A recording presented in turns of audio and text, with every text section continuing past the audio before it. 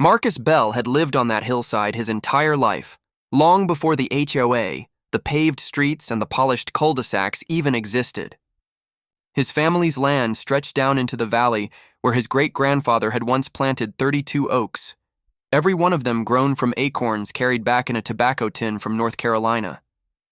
Those trees were the line between the Bell property and what later became Maple Crest Estates, a high-end HOA community that sprouted like weeds after the county rezoned the area. To Marcus, those oaks weren't just trees. They were living history. He could trace family photos through them like a timeline, his father's first tractor in front of the fourth oak, his wedding portrait beneath the one that leaned just slightly toward the creek. But to the HOA, they were view obstructions. They claimed the trees blocked lake sightlines for the new homeowners on Ridgeview Drive. The first letter came printed on glossy letterhead. Request for trimming of excess vegetation per HOA landscaping ordinance. Marcus laughed when he read it. His land wasn't part of their HOA, never had been. The oak stood squarely on his deed, clear as day. He tossed the letter in a drawer and went back to restoring his grandfather's old barn. But the second notice wasn't so polite. It accused him of neglecting visual uniformity and warned that continued non-compliance could result in municipal escalation. That phrasing hit him wrong. Municipal escalation? For trees his family had planted half a century before the subdivision even existed? He drove down to the HOA office the next morning. The building looked more like a boutique spa than an administrative office. White marble counters, a little waterfall running down a glass wall, and a young receptionist who spoke in customer service tones so polished they barely sounded human. When he asked for the president, she smiled like she'd rehearsed it. "Ms. Carmichael's in a board meeting," she said. He left his number. She never called back. 2 weeks later, Marcus woke up to chainsaws. The sound echoed off the hillside like a scream. He ran out barefoot, coffee spilling down his arm, and there they were, 6 men in orange vests, helmets, and steel-toed boots, cutting into the second oak from the gate. A white SUV idled behind them with the HOA logo on its door. Out stepped Ms. Carmichael herself, wearing sunglasses and a tailored blazer that probably cost more than Marcus's truck. "Stop!" he yelled, but the chainsaws drowned him out. Splinters flew like gunfire. He pushed through the workers until one of them lowered his saw. "Sir, we have authorization," the man said. "From who?" Marcus demanded. Ms. Carmichael held up a clipboard like it was a royal decree. "Maple Crest HOA Resolution 14B, she said calmly. "Obstruction of communal sightlines. You were given notice." "This isn't communal property," Marcus shot back. "That fence line marks my land. Those trees are mine." She smiled in a way that made his blood go cold. "Our surveyor disagrees." The trunk cracked then, deep, groaning, final. The oak hit the ground so hard the earth shuddered beneath his feet. Marcus felt something tear inside him. Not just anger, something older, heavier. He stood in silence while the men moved to the next tree. He wanted to grab the chainsaw himself, to stop them, but the sheriff's cruiser pulling up at the gate froze him in place. The deputy stepped out, tipped his hat, and said, "Marcus, let's keep it civil now." Civil. That word would haunt him later. He didn't fight that day. He just stood there and watched his family's history fall, one tree at a time, until only stumps remained where the hillside used to sing with wind and shade. By sunset, the trucks were gone. The HOA crew left behind sawdust, tire ruts, and a printed notice stapled to his gate. Cleanup completed in accordance with community visual standards. Marcus took that paper down and folded it into his pocket. He didn't sleep that night. He sat by the empty grove, listening to the frogs and the wind whistling through gaps that hadn't existed that morning. The moonlight hit the torn roots, and something about them looked wrong. The soil around them was dry, cracked in a way he'd never seen before. He remembered what his father used to say. "Those oaks are the bones of this hill. You pull them out, the whole slope starts to slide." He thought it was just an old man saying, until 3 days later, when the first cracks appeared in Ridgeview Drive. It started small, a line across the pavement like someone had drawn it in chalk. Then came the tilt, driveways shifting, mailboxes leaning. By the end of the week, the HOA had orange cones up and contractors walking around scratching their heads. Ms. Carmichael even showed up at Marcus's gate again, this time without her smile. "Have you noticed any erosion?" she asked through the fence. Marcus just looked at her. You cut the roots that held your road, he said quietly. What did you expect? She tried to deflect, talking about soil composition, drainage, and maintenance liability, but the panic in her voice gave her away. By Sunday, 2 driveways had collapsed, and the county posted warning signs about ground instability. Still, Marcus didn't say a word. He just took photos. Lots of them. Every morning, every crack, every rainfall. Because he knew something they didn't. His land ran deep and his father's deeds ran deeper. And somewhere in those yellowed papers in his basement safe was the proof he needed, that every one of those oaks and the land they grew from still belonged to him. Marcus didn't need an engineer to tell him what he was already seeing. The hillside was coming apart piece by piece, like a wound unstitched. Each rainstorm carved a little deeper into the slope, and the smell of wet soil clung to the air like a warning. He spent his evenings in the barn sorting through old boxes of papers, brittle deeds, survey maps, and his father's handwritten notes about the trees. One folder, labeled 1968 Boundary, held the proof he was looking for, a hand-drawn map signed by the county registrar showing that the oak line marked the original Bell property edge, decades before Maple Crest even existed. The next morning, Marcus drove down to the county courthouse, a red thermos of coffee in one hand and that folder in the other. The clerk, an older woman named Denise who'd known his father, pulled the archive books and set them on the counter. When Marcus laid out his deed, she frowned. They didn't just trim, did they? She asked. He shook his head. Cut 'em clean. Denise sighed and rolled a microfilm viewer across the counter. You're still the legal owner of that strip. HOA can't touch it without an easement. Marcus took photos of every page. On his way out, he noticed the county's Civil Works bulletin board, 3 new repair requests from Maple Crest, all citing slope failure. He smiled for the first time in weeks. The HOA was trying to fix the damage without admitting fault. That evening, he drafted a letter, simple, polite, and devastating. To the Maple Crest Homeowners Association, you have trespassed upon private land, removed protected timber, and caused measurable structural damage to adjoining property. You will receive an invoice for restitution. He sent it certified mail and waited. 2 days later, Ms. Carmichael's white SUV came crawling up the drive again. She didn't get out this time, just rolled down the window and held out an envelope. This is ridiculous, Marcus, she said. Our board determined the trees were within community bounds. Marcus didn't even open it. The county maps say otherwise. We have our own survey, she snapped. Then you might want to get a new one. The ground under your road's about to move. Her expression tightened.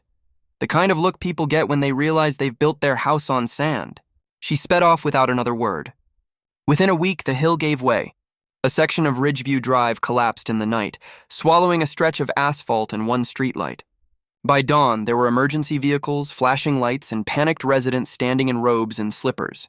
Marcus stayed behind his fence, watching quietly. The news vans came next, and by noon, a local reporter was broadcasting live. When asked what caused it, the county inspector said, initial signs suggest loss of root structure from mature trees previously stabilizing the slope. Marcus didn't have to say a thing. The footage said it for him, his once green grove reduced to stumps, and above it, the broken road that the HOA called Progress. That night, he got a call from a law firm in town. The voice on the line was calm, professional, but curious. Mr. Bell, I'm representing several homeowners from Maple Crest. They'd like to know if you're considering legal action. Marcus chuckled softly. I'm not suing anyone. I'm just sending a bill. The lawyer paused. Would you mind sharing your documentation? Come by tomorrow, Marcus said. When the man arrived the next day, Marcus laid everything out on the kitchen table. Deeds, surveys, dated photos, the HOA's letters. The lawyer whistled low. You've got them boxed in. They acted outside their jurisdiction, destroyed property, and triggered a geotechnical failure. This isn't just trespass, it's negligence, Marcus nodded. I just want them to admit it. They won't, the lawyer said. But a judge will. Over the next month, the case built itself. Every homeowner's complaint about cracked foundations became evidence of cause. The local paper ran a headline, Hillside Development Faces Collapse After HOA Tree Removal. Ms. Carmichael tried to spin it, telling reporters the HOA had followed environmental advice. But the county's environmental officer publicly denied any such recommendation. The lie crumbled like the road it was meant to protect. When the summons finally reached the HOA office, the reaction was instant. Half the board resigned within a week. Their insurance provider refused coverage on the grounds of willful misconduct. Marcus kept to himself, restoring the barn roof and tending the few trees left standing. He didn't gloat. He didn't shout. He just waited for the hearing date.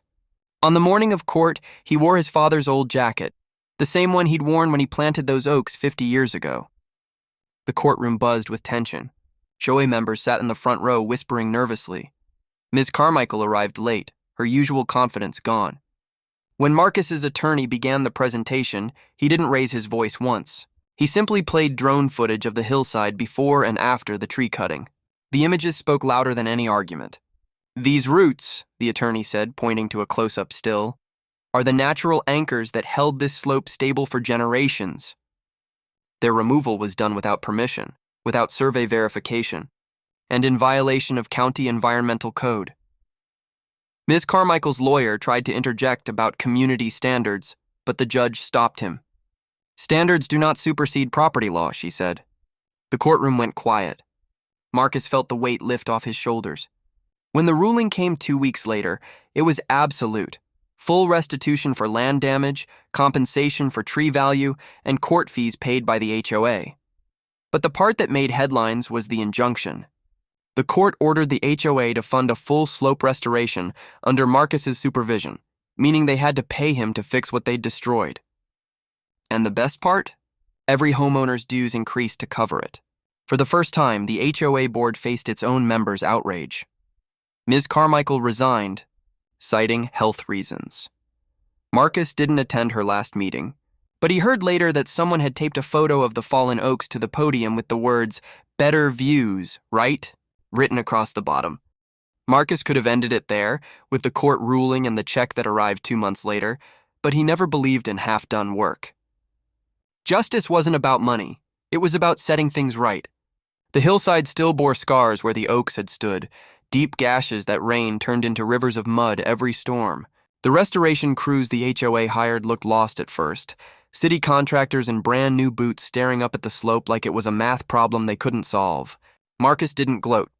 He simply rolled up in his dented pickup and handed them his father's old notebook, the one that listed where every tree had been planted, the depth of each root ball, the spacing of the drainage trenches. "You want this to hold?" he told them. "Follow the plan that worked for 50 years. They did. Slowly, the earth began to heal. New saplings took root, their leaves small and trembling but alive. Marcus walked the line every morning, checking moisture, replacing stakes, whispering to them like old friends. News of the ruling spread across the county, and for a while, Maple Crest became a cautionary tale. Realtors stopped using Lakeview in their listings. Prospective buyers asked too many questions. The HOA tried to rebrand itself, change logos, even proposed a name change to Ridgepoint Community, but locals kept calling it the place that cut its own road loose. 6 months later, the rains returned, steady, relentless, drumming against rooftops for 3 days straight. Marcus watched from his porch as water coursed through the new trenches, the soil holding firm. But up above, beyond the restored section, where the HOA's private contractors had ignored his notes to save money, the hillside began to shift again. It started with a low rumble that vibrated through the ground like distant thunder. Then came the crack, sharp, wet, and unmistakable. Marcus stepped out into the downpour and saw it. A section of Ridgeview's upper loop sliding away in slow motion, asphalt curling like paper, manicured lawns crumbling into brown torrents. No one was hurt, but 3 luxury driveways vanished, and a decorative retaining wall folded like cardboard. The county deemed it an engineering failure, but everyone knew better. The HOA board tried to blame weather patterns until a local news drone captured footage of the failed drainage section, clearly showing roots sliced clean and rebar exposed. The clip went viral in the county's online forums. Comments poured in. "That's karma. Better views, huh?" They got what they planted. The phrase stuck. People started calling it the better view slide. The irony wasn't lost on Marcus. He didn't celebrate. He just felt an old sadness settle into something peaceful. The next morning, a young reporter came to interview him. She was maybe 25, polite but eager, the kind who wanted quotes that would make headlines. "Mr. Bell," she asked, How does it feel to see the HOA get what they deserved? Marcus looked past her at the new saplings swaying in the breeze, sunlight breaking through the last of the storm clouds. I don't know if anyone deserves a landslide, he said quietly, but maybe they needed a reminder that the land remembers. She wrote that down, and those words ended up as the closing line of her feature story. It got shared hundreds of times. People across the state commented about respect for old roots, literal and otherwise. A month later, the county planted a plaque at the base of the restored grove, Bell Oaks Restoration Project, dedicated to generations who kept the hill standing. Every morning, Marcus stopped there with his coffee, touched the bronze lettering, and smiled at how quiet it had become. No chainsaws, no SUVs, no arguments, just wind moving through young branches that would outlive them all. The HOA still existed technically, under new management, smaller and humbler. Sometimes their new president would wave when she drove by, and Marcus would nod politely. The scars on the hill faded, but he kept one stump untouched near the gate as a reminder. On it, he nailed the last notice they'd ever left him, the one that said, "Cleanup completed in accordance with community visual standards." The ink had faded, the paper yellowed, but every time visitors asked about it, he'd just smile and say, "That's the day they learned what real standards look like."